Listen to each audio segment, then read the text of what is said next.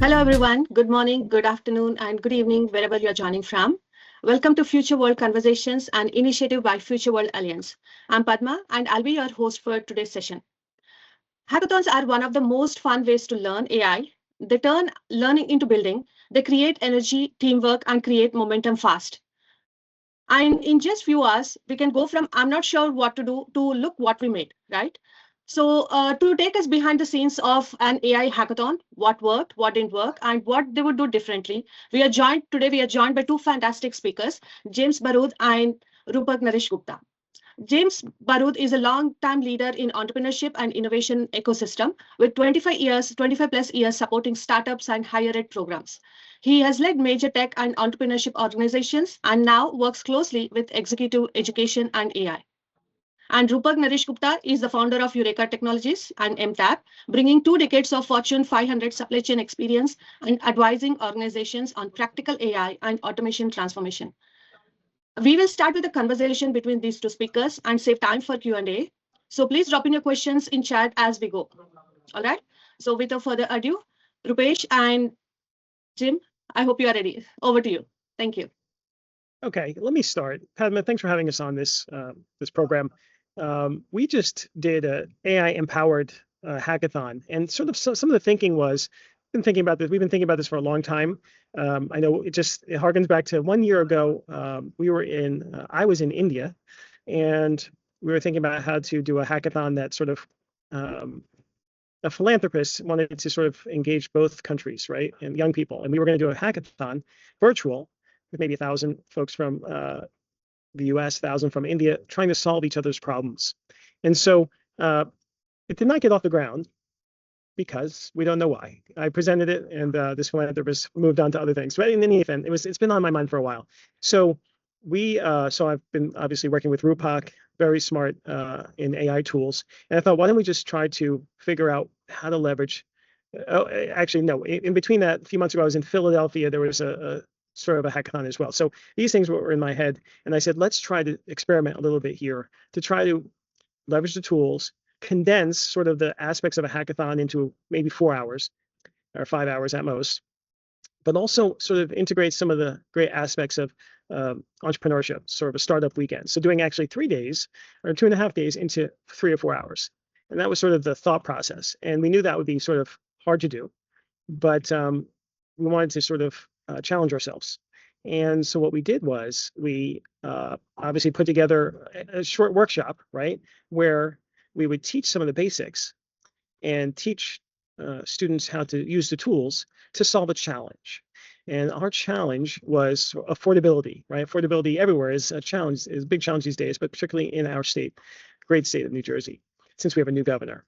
So we put together a presentation. I asked Rupak to work on this. We obviously leveraged some AI tools to put together a interesting presentation. And then we had another professor who couldn't join us today. His name is Mukesh, to talk about entrepreneurial mindset and sort of kick us off. That was really important, right? To try to teach really quickly, these basics, because there are people, kids, young people, all people are going to have to be creative here and leverage these tools for entrepreneurial success in the future. Even though this one's just, we wanted people to use the tools to come up with some solutions, right? So they didn't have to build out a web app. We didn't have time for that. We gave a short period, 1 hour presentation from 10 to 11-ish. And then they were supposed to submit a 2-minute presentation using 8 slides at 2:30, trying to solve for affordability, just different solutions. And the biggest challenge we wanted to sort of tackle was, how do we ensure that the students use their brains, try to instill some critical thinking, and have that be augmented by the AI tools. That was sort of the challenge, the biggest challenge, I think, because again, anyone can use it as a shortcut, and there's the problem with Me Too's, or all the same ideas, or all the same solutions with presentations. And we wanted to make sure that didn't happen. So that was really at the crux of it. And so I'll let Rupak take it from here and just talk us through how we did that. Go ahead, Rupak.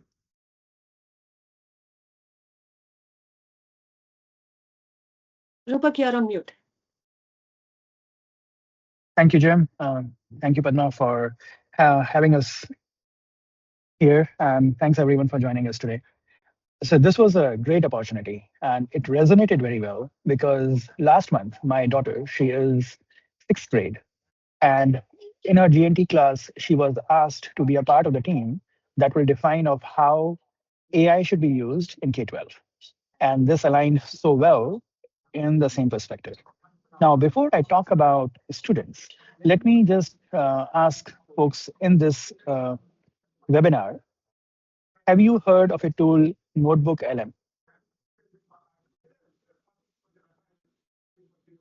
Anyone, you can, guys, you can unmute. It will be much better off as to make it as great.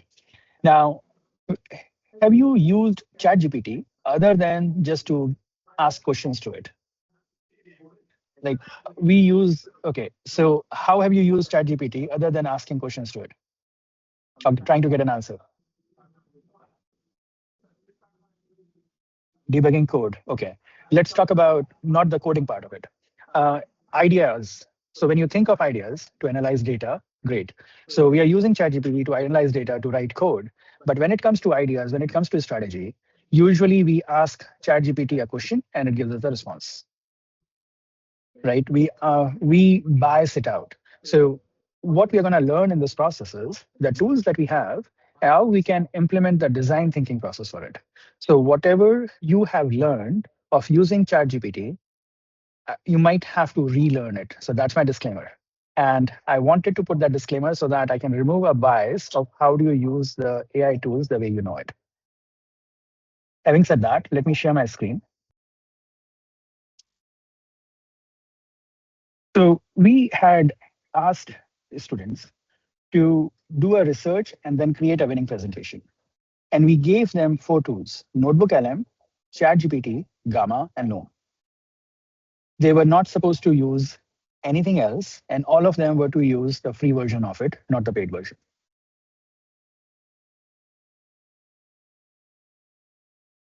Now, a quick one.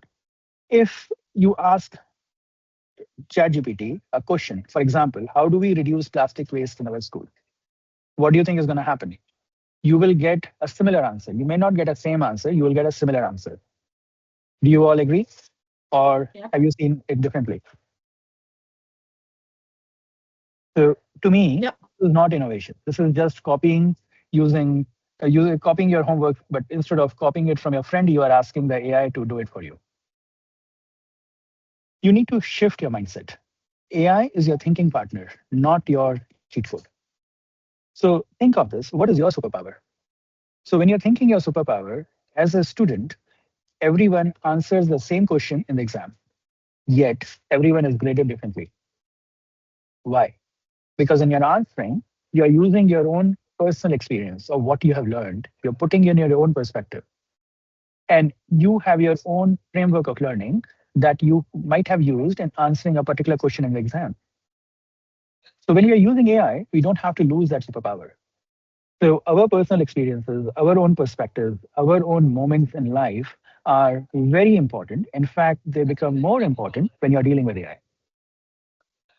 So what is AI superpower? It is AI superpower is it is poking holes in your idea, showing you what is missed and expanding your possibilities.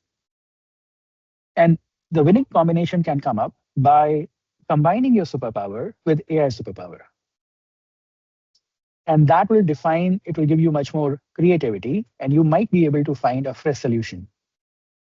So when you mix your brain's capability along with the AI capability, that is where you are able to create something new and all the magic happens. And this is very, very important to remember. And this takes us to the technique. The technique is think first, use AI second. So if you have a question in mind, just do not go all about asking it to the AI, to ChatGPT. Think what is your connection with the problem, how you might be solving that problem. And this is important. Use AI to challenge your finding, not to confirm your finding. For example, give me 3 reasons why my idea will fail.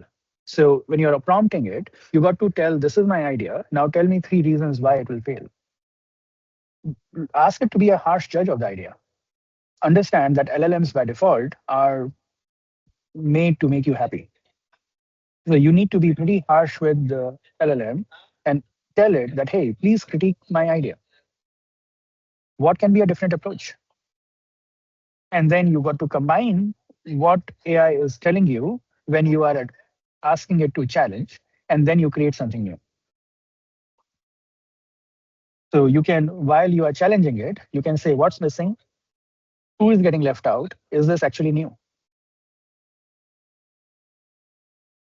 So the competitive advantage you're going to get if you have a specific insight, you have your own experiences, and then you have your gut to be different. Combine it with AI, and then you are having something unique in your hands. Now, the question comes up, how do I research? What tool do I use to do a research so that I can ideate? If I have an idea, I still need to go to Google. But that's exactly where Notebook LM comes in. Notebook LM is different than ChatGPT because it will only be able to give you the answers based on the resources that you're giving it. Those resources can be PDF, it can be videos, it can be websites, it can be anything that you have as a resource, any digital format, you feed it to Notebook LM and use it to ideate, to do all your research. And then use ChatGPT to brainstorm, stress test your idea, and then Gamma to actually present and make your story. Like the presentation you see right now is built on Gamma. And it took not more than 1 hour to put the whole presentation together. Yes, it took us more time in what you want to say, but the actual presentation was an hour's job. So Notebook LM, it's your research assistant. Um, so it forces you to do your research first. You have heard the word hallucination. If you are asking ChatGPT, Claudes, Geminis, they can hallucinate on your idea. But Notebook LM will not because it is only working on from the documents that you have shared with it. And it is very simple to use. Create a new notebook, upload 3 or 5 resources, and then you ask the questions to it. I'm not sure if many of you have gone it, so I'm going to just show it to you. You come in here, create a new notebook. And when you're creating a new notebook, for example, I can say use of AI in education. And I'm going to do a search on that. And it is, you see on the left-hand side, it is researching the websites on it. And once it will research the sites, all the sources that's going to pull up are going to be in here. I can simply import all the sources. And based on the sources it is importing, I can ask various questions. And on the right-hand side, there is a studio. And you can actually create, my favorite one is a mind map from a learning perspective. So I can simply click and it is generating a mind map. It can generate a deck for me based on this information. And you can prompt it and it will tell you fine tune. For example, how are AI tools reduce teachers' workload in a school? And it will dig out of the left-hand side information in here. And so, for example, it has created a memory map, knowledge tracing overview, applications in education, and you can keep on drilling down right in here. So this is a tool you can use to ideate on your idea. So you can find conflict, learn from history, find gaps. So you get all your facts right. So once you have your facts right, you come up with a plan. That's when you take it and then use ChatGPT as a debate partner. Let me take a pause here and ask any questions if anyone of you have any.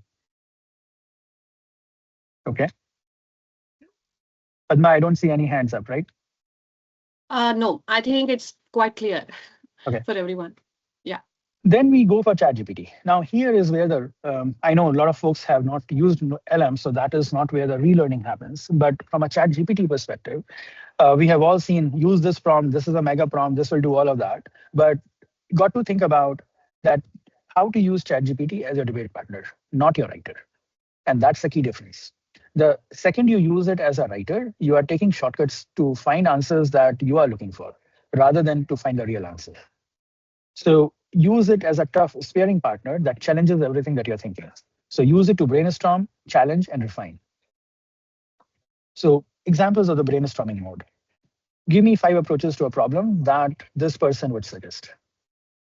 And then it will give you that constraint. Add some constraints to what you might happen and see what it is giving back to the idea that you are providing it. Create some collision. If idea A and idea B, what do you get? So you have 2 ideas. If you combine, what are you going to getting? Time travel the idea. How would people solve this issue in X year, Y year? So, for example, I a lot of times ask it, what will happen if we have quantum computing mixed with AI? What will happen to the solution in 2050? Then this is the challenge mode. Some examples of the challenge mode. Be a devil's advocate. Argue against the solution. Do some kind of failure check. Be a skeptic. So this is a different way of using ChatGPT, and that is where a lot of relearning has to happen. Once you start using this and you make it in your framework, it will help students in a lot of different ways. So going back to using AI in K-12 education, it is not only about using LLM to answer the homework, it's also about learning. Think about it. If I go over here and if I would have given a different source, and I'm going to share with you, in here in the studio, I could have asked some kind of a quiz. And that quiz can teach kids various things. And this is coming out of the PDFs that are given. The learning takes a different perspective. So I have turned it on. The quiz might be generated in a couple of minutes. Then I'm going to come back to it. So now you have taken that up. And after that, you go to Gamma. And within the Gamma info space, you have what the decks that you have. You can simply add up all the slide information that you have created in the Gamma space. So paste your key points, Gamma creates a first draft and edit and make it yours. What is happening in the past is you do Google Slides, you do PowerPoint, and you spend most of your time in designing your presentation rather than editing your presentation to make the messaging more clear. Gamma takes all your design component of it. All you need to do is make sure you edit it to the point where your messaging is very clear. So it helps to spend your time on ideas, not formatting. You get professional looking slides instantly. And then you can go ahead and practice on your presentation. So create your first draft very quickly, and then keep on ideating it till the time it is perfect. So critical step is edit. Whatever Gamma creates, I usually do not accept it. It takes me at least 20% time to create my first draft and 80% time to edit it so that it is great. And a couple of things I always do is about image management, making sure that if there's any fluff that doesn't add value, I take it out and then make sure we are adding our own voice. One of the winning tests we do is we ask a question, can other team also create a similar deck? If the answer is yes, then we need to keep on editing. If we are confident that we have created a deck that gives specific insight, data, and the perspectives that only we can provide, then we are good to go. And we say, okay, now we don't have to edit it any further. And then the final tool that we introduced was Loom to record your 2-minute presentation. And once the 2-minute presentation was recorded, we had all of them coming our way in the system. Now there was so these were from this presentation standpoint, right? Remember the 5 things. Think before you prompt, challenge, don't confirm, check everything, and edit like crazy. Once that has happened, let me also introduce a different framework now. So we had all the presentations coming in from people. Now the next challenge was that when you have so many presentations coming out, how are you going to evaluate all the presentations that were given to you? And this is where we used AI again. We created right in here. So we gave this rubric for judging. Now this rubric was with all the students. Internally, we fine-tuned Claude with the rubric, and that Claude evaluated all the presentations based on the rubrics. So when we got the results in here, so we were able to finalize the results based on all these presentations and how they were scored. And we got what were the key strengths of each of the presentation, what were the areas of improvement, and this was all given to us by AI, which was fine-tuned onto based on the rubric and how we wanted to understand. So the element of successful hackathon is not only bringing everyone together, then making sure you are defining a process to finish the task that you're giving them. The judging of the final task is also important. In our scenario, we used Claude Opus 4.5. Yes, it was not the free version. We had to use the paid version to analyze all the 41 presentations. And once we analyzed the 41 presentation, we manually went in and listened to all the Loom pitch videos that we had. Now, how did we get all of these presentations to us? We created a Google form and we shared the Google form with all the participants, and they were able to submit the presentations that directly came in this file folder. Now, this time it was done manually. Next time we have to do it, we will create an AI agent that will directly read every information from here, and it will be even much more faster and smoother. That was one of our bigger learnings. We should note that we did intend initially to also analyze the videos, Yep. but we just did not have enough time. And although I think we could solve for that in the future, remember that teaching them how to present is an important skill for everyone. Whether they're middle grade, 7th, 8th graders or college kids, right? Because this is the fundamental skill that is needs to constantly be taught and refined and learned. So, they did a pretty good job, but future ones, we do want to analyze whether it's initially by AI and then by humans, if we have enough capacity to give that feedback to these young people. So that was on our minds too. We'll be better set up next time. So, any questions from the participants? Anything new that you listened today of how to use things in your daily life as you're doing it? I think while we're waiting for questions, one of the things that I think actually to Pisha's question, but one of the things we wanted to do here was teach these skills and make sure that they use them in the future, right? Whatever they're doing or analyzing or brainstorming, right? The concept of brainstorming is really important for everyone, whether you're a student, whether you're an entrepreneur, whether you're a worker in any sector, right? The ability to use the tools to augment your brain, your creativity, your critical thinking. So I think we accomplished that. We learned a lot from that. The other thing was to sort of create an environment where people could, safe zone, where people could try new things, right? That was accomplished, right? We had 42 submissions, and it was a hybrid. We sort of, that was challenging, but it seemed to everyone who was there, it's always better in person. But I think we need to sort of refine sort of at least the support, telling them, over communicating directions is really important, especially for young people. Their attention spans are very short. And so making sure they have frameworks set up with support where they could ask questions, because that sort of interplay between mentors and students is really important for them to sort of interact, right? But also to get guidance. So I think that was, again, we'll work on that. But lastly, I'll just say this rubric, right? This sort of format, I think, is valuable in teaching, again, students primarily. That's great in this sort of format. But it could also be the front end of teaching adults or teaching business folks or teaching entrepreneurs how to leverage, these tools in a fun, thoughtful way and in a condensed way. I'll leave you with that. Hey everyone, thanks for sharing this. This is great. Very insightful, and it's amazing at the pace that AI is moving.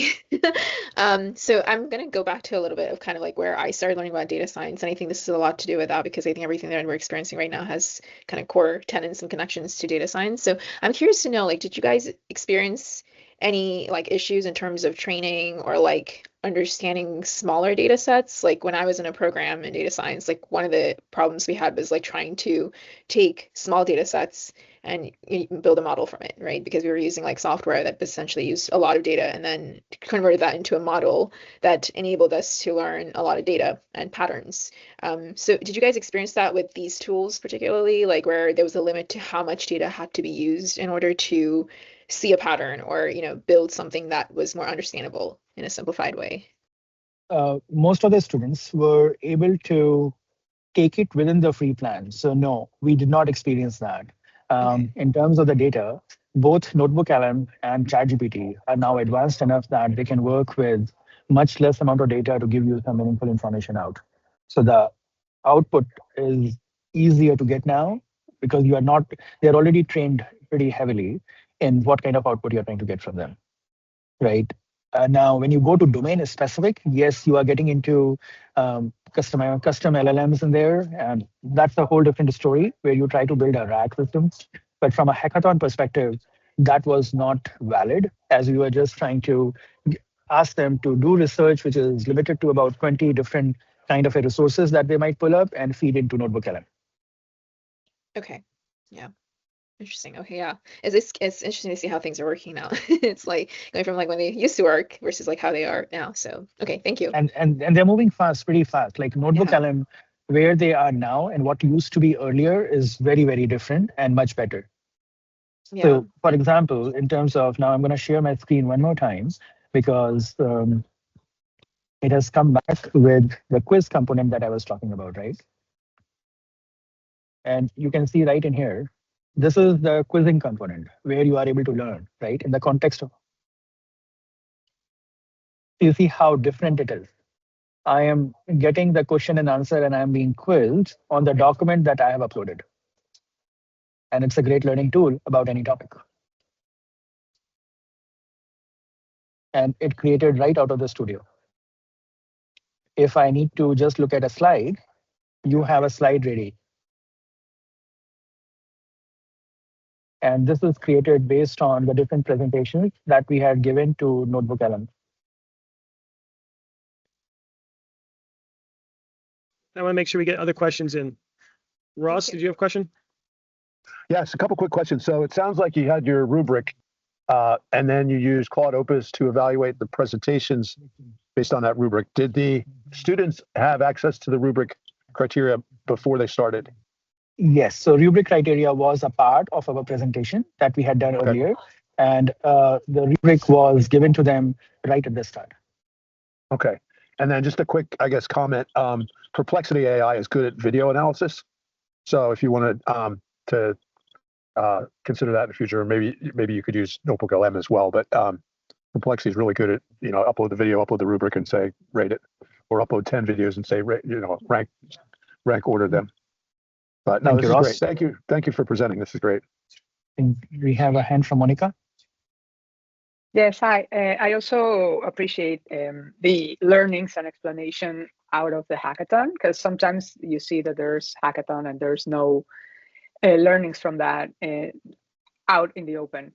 But my question is related to the engagement. And as Jim was mentioning, this could be a good framework, not only for students in a classroom or in a hackathon, but a way to engage with other populations, like, for example, adults of any generation or age that they are needing to expand their knowledge on AI tools. And this could be a good way of experimenting by doing and learning by doing. But my question is, like, did you get any reaction out of the people who participated in the process? How was the process?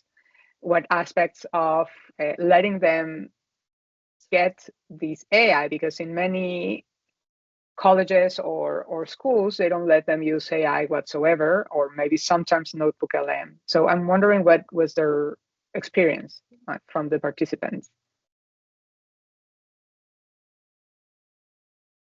All the feedback we got was rather positive. We are still going back to everyone to get more feedback, as we're now a few days after it, also to see if they're using the tools. So there's still some research to be done to get that feedback, but all the feedback I got was very positive from the students and the mentors and the parents who were there. But Rupak, why don't you give a little more background on the color? Yes, so NotebookLM was something that was an eye-opener for a lot of kids as well as parents, especially the studio of it. So a couple of folks had reached out during that one of the best things that happened from the hackathon was not just only the experience, but now we have a tool that will change the way we learn.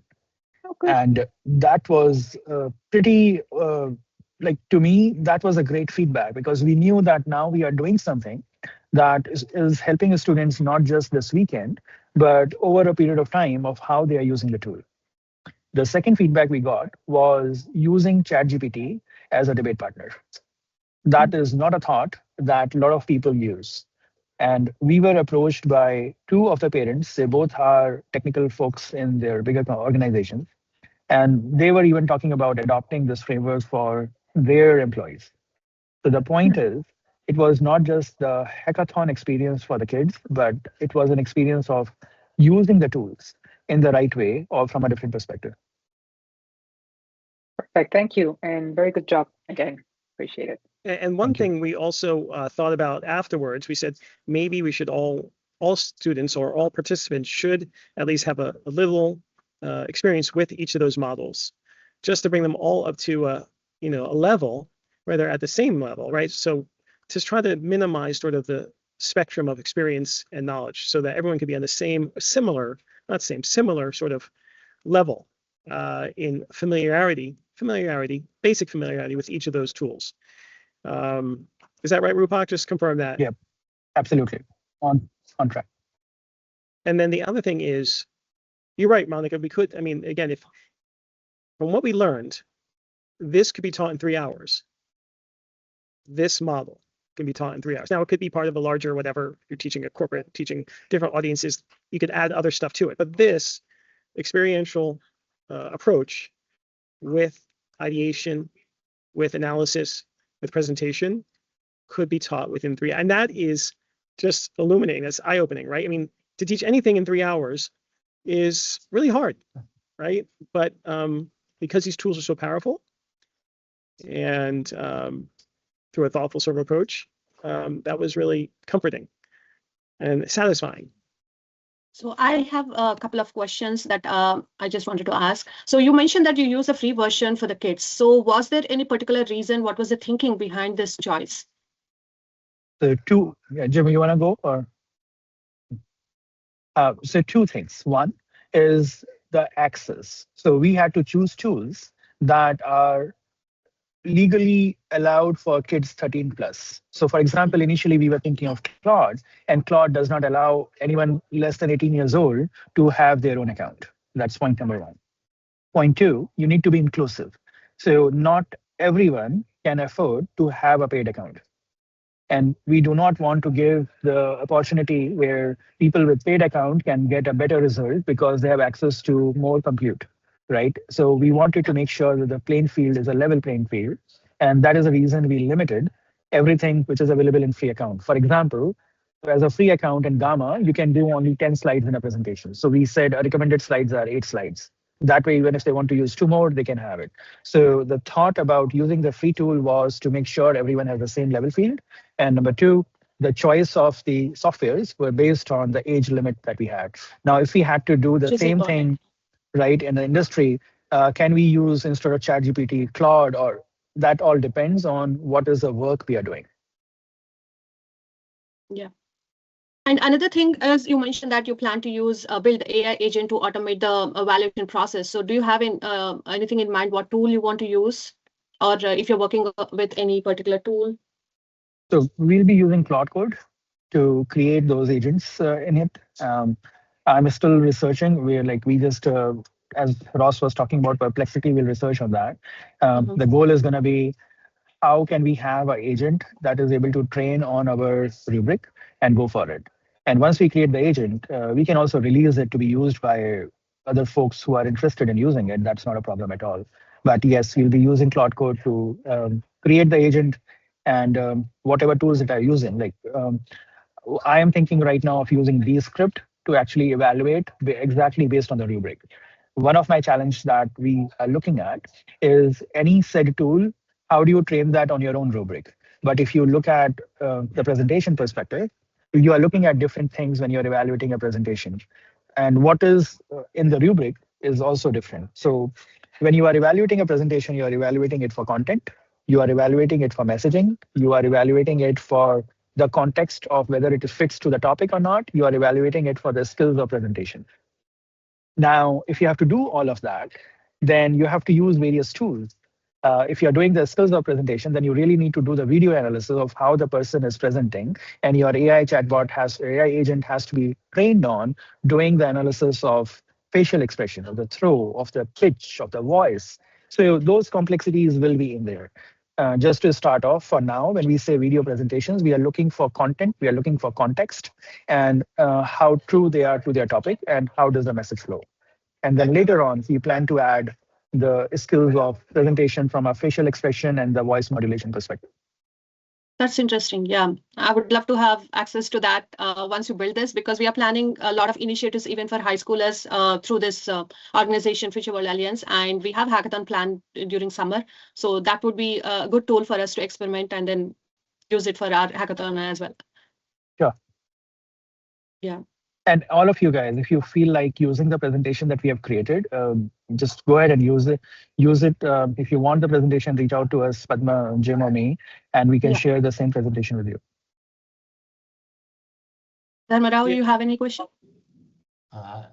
Not exactly question, because I use sorry, I use a notebook LM for role play.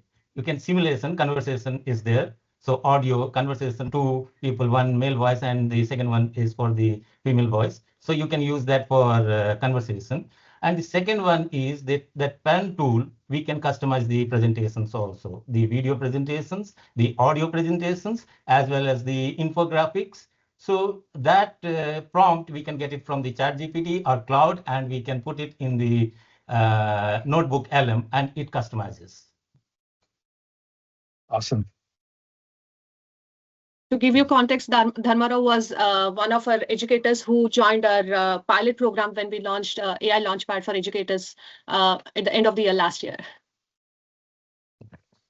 Great, Dharma. Wonderful, Thank wonderful. So one last thing, obviously, this experience is great in person, right? Like any hackathon, right? Because we're also teaching, especially young people, interpersonal skills, right? Serendipity, things like that, right? Having to work in teams. On the other hand, the initial thought was to do it all virtual, right?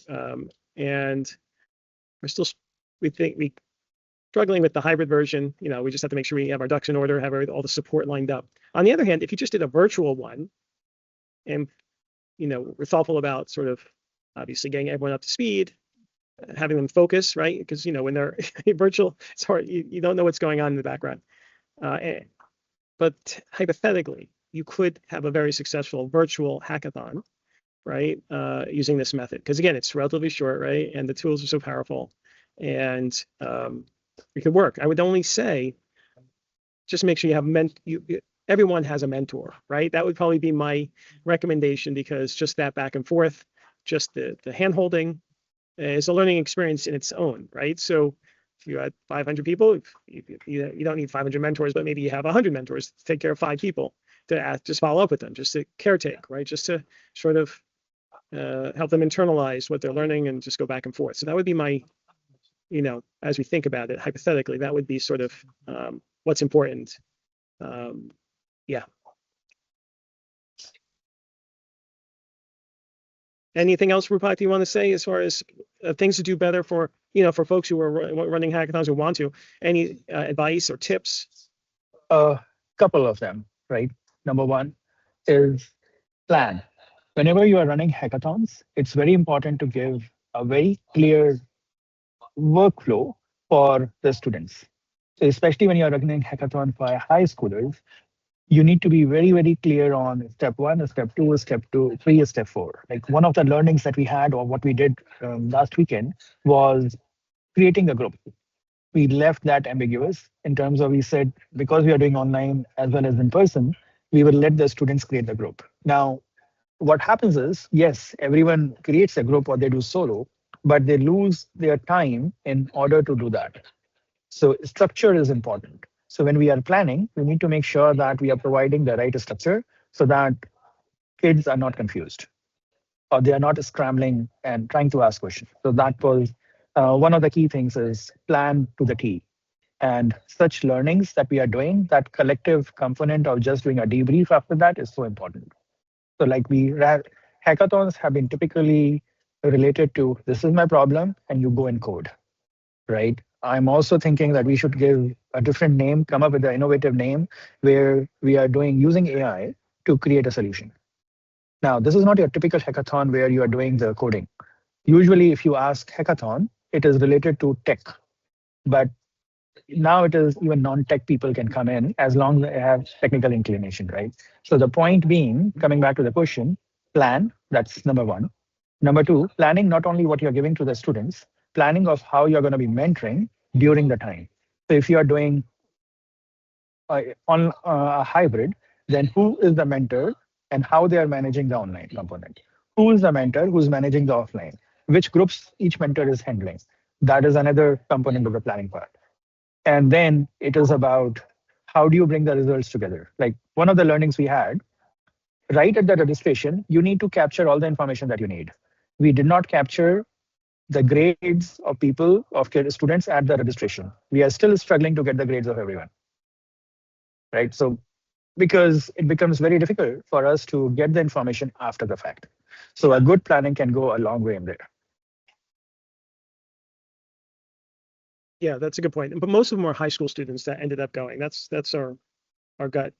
But just I think we mentioned this, Rufai, but I was brainstorming with GPT about nomenclature, right? Naming this, right? Because you're right, it's not a typical hackathon. So it would be sort of vibe-powered, AI-powered critical thinking framework. There's different things, or vibe empowering, or problem solving. Those types of words are more descriptive in some ways about what we want to accomplish. So anyway, just that's important, right? Because when people think of hackathon, they again think of coding, the traditional sort of meaning of that word, right? Is coding, and that scares people, that intimidates people, right? And so, and then I had been thinking the startup weekend, but that's also intimidating. It's the whole weekend. So it's really about sort of a vibe empowered learning, or a vibe empowered something sexy, right? Pithy, right? Because that's important too. That's really important. Because otherwise you won't get the traction or interest or curiosity you need. And at the end of the day, the most important thing is engagement and motivation. And when you're dealing with young people who are distracted like all the time, it's really, you have to make it compelling and short, right? That's it, compelling and short. And they have to feel sort of like they learned something at the end of the day, somehow, some way, right? And then, anyway, I'm preaching to the choir here, but I think we're almost done with time. Any last remaining questions? Deepisha? So yeah, no, I just wanted to add to that. I think that the learning environment, I've been kind of both in learning and like work environments, and I think they're both very different. I think also depends on kind of like the stage of the company you're into, right? It's like, I think early stage companies kind of expect you to grasp things quickly and just act rather than thinking so much, which is what I've experienced. And versus like a more structured company, like you're saying, you have the time to plan, you have the resources to plan. And I think when people are being like students are being placed into those specific types of different scenarios, I think it's important to remind them that know what kind of environment you're going in. If that's not your personality, just don't go into that type of environment, right? So I think that's important to kind of also make them realize, because the working world is moving very differently than the educational world, right? So creating comfort in the educational world is great, but then that's not how the working world works. So I think kind of making them aware of that is also important, I think. So just something to like what I noticed and observed. Yeah, that's a great point. But on the same note, for younger people, or actually all high schoolers, actually even college kids these days, the forcing interaction and engagement, just talking to them somehow, some way, whether it's preferably in person, right? But even online, right? Just getting on a Zoom call, breakout room, just talking through things is, I think, one of the most impactful things, in this learning paradigm. This was an interesting conversation. I'm sure a lot of things are there for us to learn and take it forward. And I'll definitely get in touch with you both, because from Future World Alliance we are planning hackathons, and your perspectives would help us plan better. As we wrap up, I'll just want to add this. We are also constantly refining and learning in real time, not just only how to use AI, but also how to educate and build healthy habits around AI and use those in classrooms and even in communities. And along those lines, we are actually from Future World Alliance, we are launching another initiative from Future World Alliance, that is a podcast, where we'll share practical conversations, tools, and stories to help educators, students, and communities leaders become future ready with AI. And if you'd like to follow, I have shared the podcast link in the chat. Please subscribe and then do follow. This is an initiative led by Ross. And Ross, you want to share anything on that? Yeah, so just quickly, we want to focus on how to, and Rupak, you touched on it early on, how to make the human more creative with AI's help, not, outsource our work to AI, but become better humans by being more creative with the help of AI. So we're really excited to get this kicked off next month. Yeah, starting Monday. Thank you so much for joining and sharing your valuable information and the feedback. We'll see you guys next week at the same time with another Future World conversation with another set of speakers. Until then, have a great day and have a rest of your great weekend. See you guys next week. Thank you. Thank you. Okay, Thank you, thanks, everyone. Rupak. Thanks, everyone. Take Thank care. you. Have a nice everyone. weekend.